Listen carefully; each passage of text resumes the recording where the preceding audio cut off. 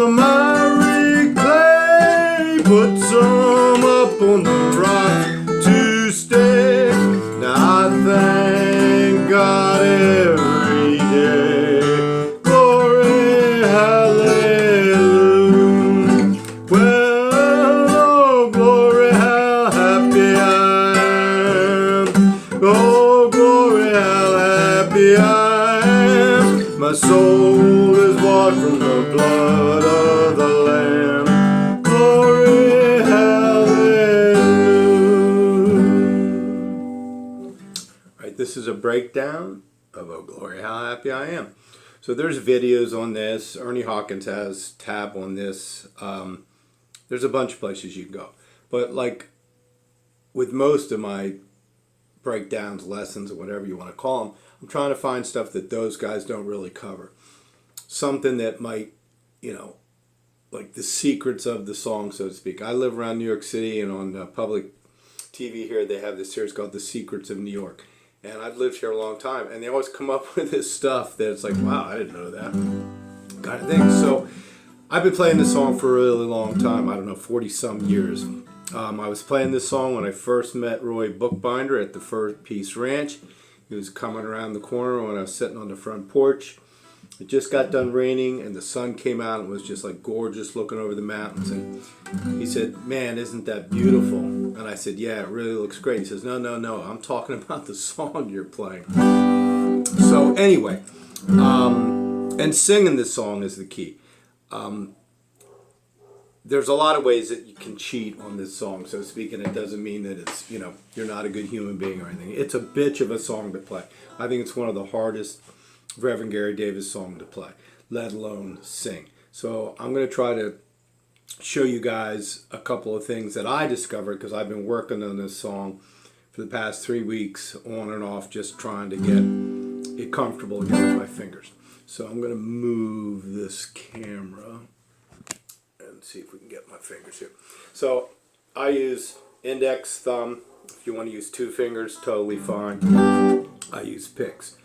So it's pretty straight ahead as far as harmony or anything. It's the rhythm, keeping that rhythm going.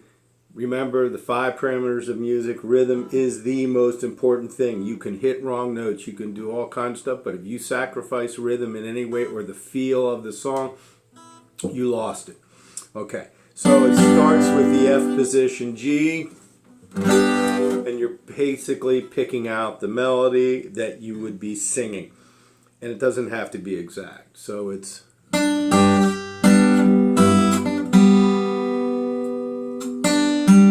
so when you get to that little melody picked out on the G string, G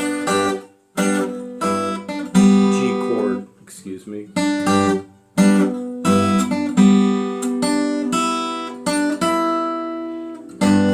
What happens is you go down and you pick up this C note. Your first finger, which is on the D of the G chord, it never leaves the string. You just slide it down, even though you might not even play that note. You're really going after that E, and then you bring it right back up. So as long as you have a common note or a fingering in between chord changes, you want to take advantage of that. You watch Davis's hands, it's like they're wrapped around the fingerboard. He barely moves them. Sometimes it's hard to tell what chord he's playing.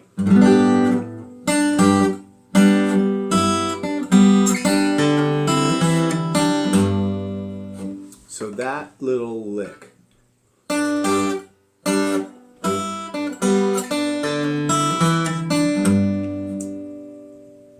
I would practice that on itself so you get that melody going. And you're just sliding your first finger down to the C and right back up to the D.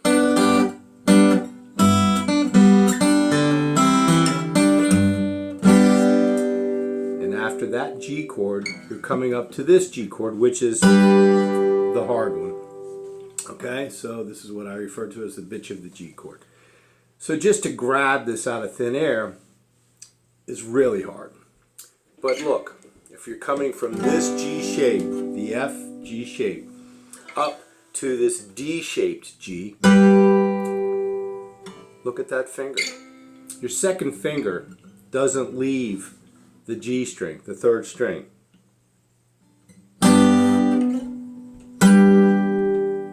So that might help you. So when I come up, I'm putting them down, kind of walking into the chord, but my second finger is already right there. So I don't have to let go of the guitar. To make that chord change to here, that's like your little guiding hand.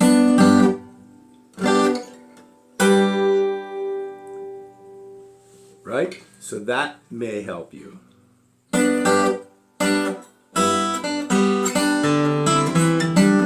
One musical phrase.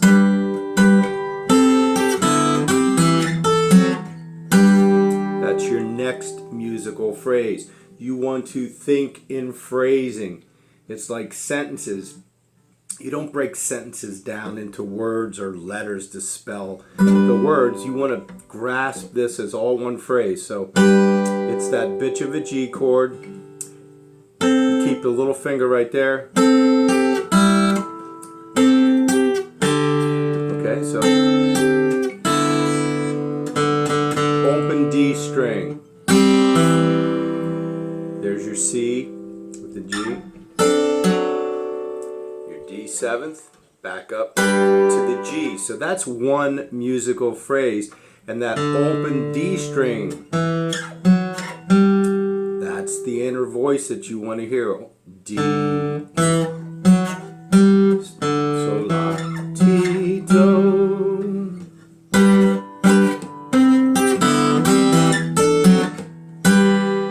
So practice that as a musical phrase. Trust me, I've been playing that a long time and it just still isn't like super comfortable because it's just the shape of these chords.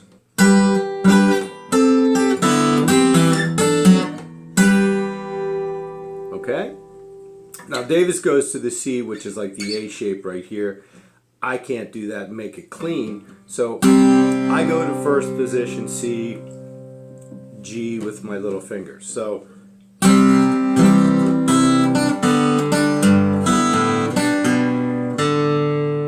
and then you have the open D to go up to the A minor. To D, back to G. So when you go to this C chord, open strings, then I walk up to the open D. I use my thumb for the low G as Davis does. Okay, so what's the big deal? I can make the G like this, but when you use your thumb, it just lets that G note lapse over a little bit to the A. It just sounds different.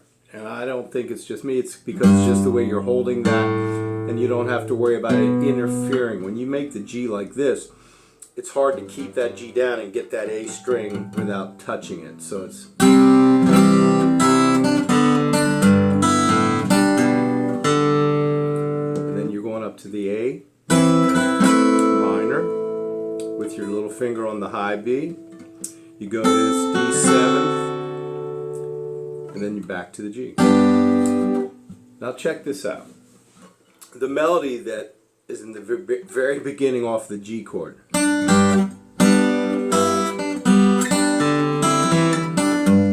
Okay, now sometimes I'll strum that melody.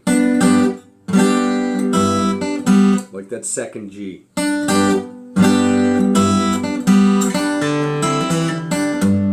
It's the exact same melody when you go to the C chord.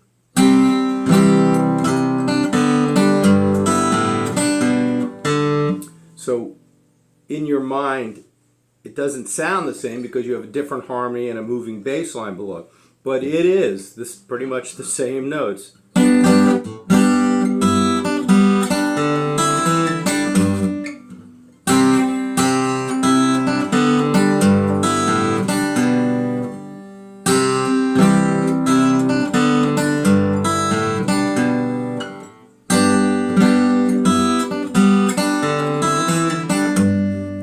So you want them to sound the same. Whatever you're doing down here with this C, and I change it up a little bit, whether I'm playing the C bass twice or an open air, whatever. In your mind's ear, that's the same melody. It's just being harmonized differently. So that is a hidden secret, I think.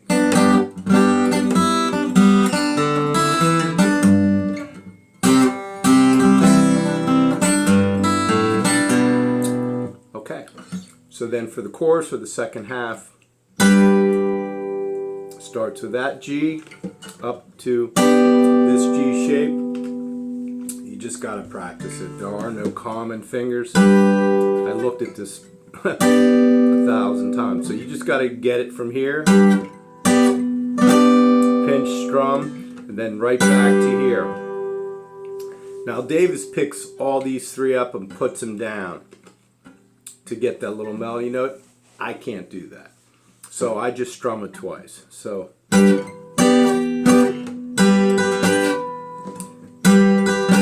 that. Okay, then from that G, it's basically different voicings of G, G, and then he goes up here. I have a hard time making that shape accurately all the time. And it's a high point of the song. It's the highest note in a way. So this is where I personally, if you want to call it cheating, whatever, I just play the D shape. So when I get this going, it's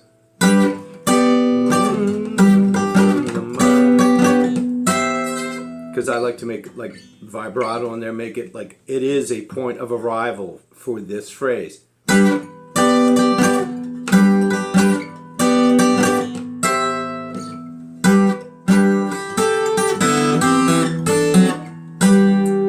Before.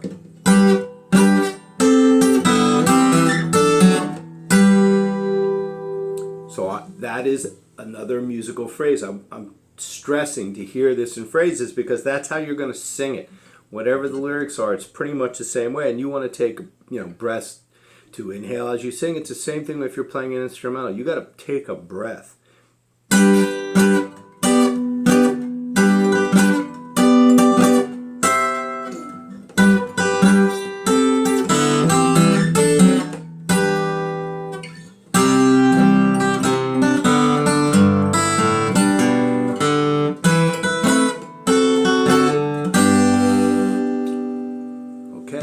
So when you go to this A minor, I take my finger. I can't cover both fifth and fourth string at the same time, so I just move it back and forth, and it kind of brings out, to me, I'm releasing. So it separates, the melody is like legato and in a phrase, but then the bass comes out more if you kind of like separate. Or so you can change the ordering, the way these bass notes, however you feel. I stress it. Learn his style. Do not try to play his stuff note for note. He never did. And if you're singing this, if you get to the point where you can sing this tune, your voice is going to kind of carry the melody anyway, or it should. And look, I don't have a great voice, but I love to play this song. It's one of my favorite. So you can also make this full D7. So I'm using string right there, that guy, you might not be able to see it. If you can't see any of these fingerings, just get Ernie's tab and you can check it out from the tab. But get away from the tablature as fast as you can. So here's the A minor with the B. Okay. So then you go to this D, but you can also cop the fourth string here at the 7th fret before you go to the G. So another thing with the voice leading, there's certain voice leadings like leading tones that are going to lead you back to a particular note. Like the 7th note of a scale is going to lead you to the root note of the scale. Dominant 7th chord will lead you to the home chord, the tonic. So if you're making just this D7th with the 4th string open, we're coming from the A minor.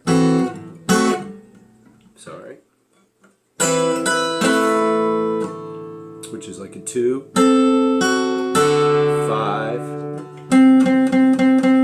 That C resolves down to that B.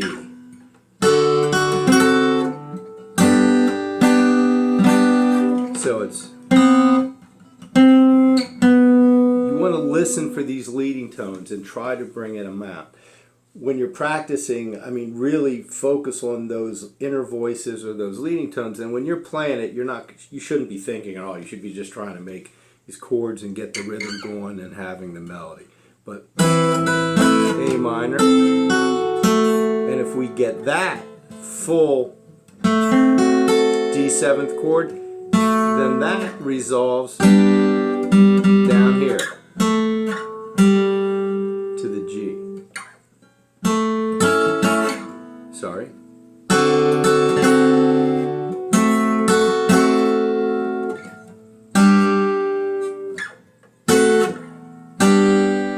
And if we're doing this guy, even though I've got the open D string here, which will blow it away, you're listening for that third string resolution.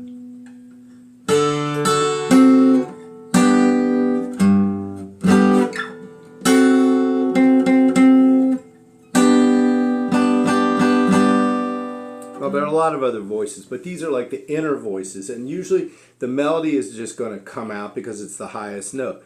So I'm not trying to slight the importance of the melody, but in this particular tune, you're pretty much singing the melody, or I mean that highest C chord there.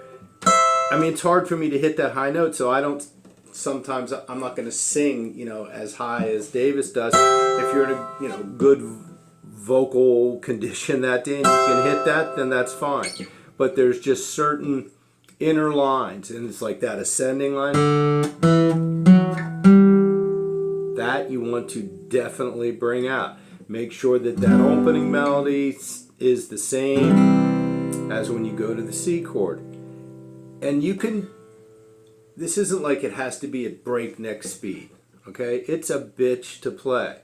So even at this tempo,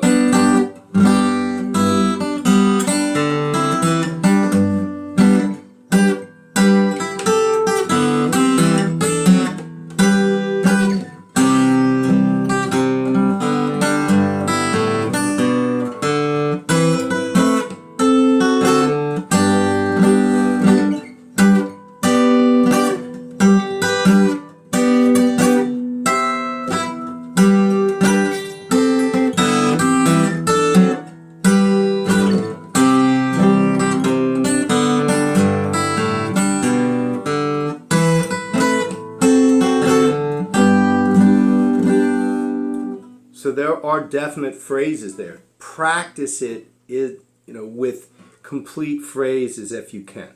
Now look, if you can't make this chord, and a lot of people can't, okay, why do you even have to use this chord? Because you want that G in your bass so that when you go to this inversion, the bass is moving here. Sorry.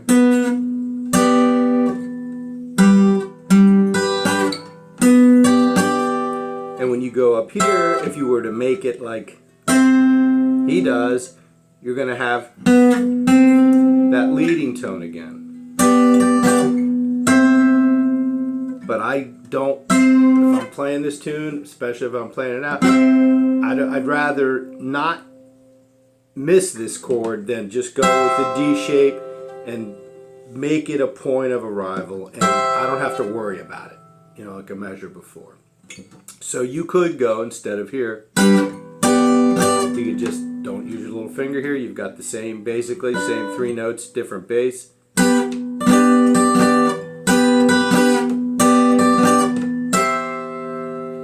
And that keeps you from having to go from this chord to this chord. Because as great as this song is, if you can't make this chord, it doesn't mean you can't play it. Just make it your own. But I'll stress it again, and I'm going to wrap it up. The rhythm, the phrasing of the melody notes, and basically that fourth string. It's true with any of Davis' songs. Whatever's in the bass, and he's got the melody, but it's that inner counterpoint line or the moving line that's usually on the fourth string. Those are the things that I want you to think about, besides those little leading tones from like... All right. so that's pretty much it.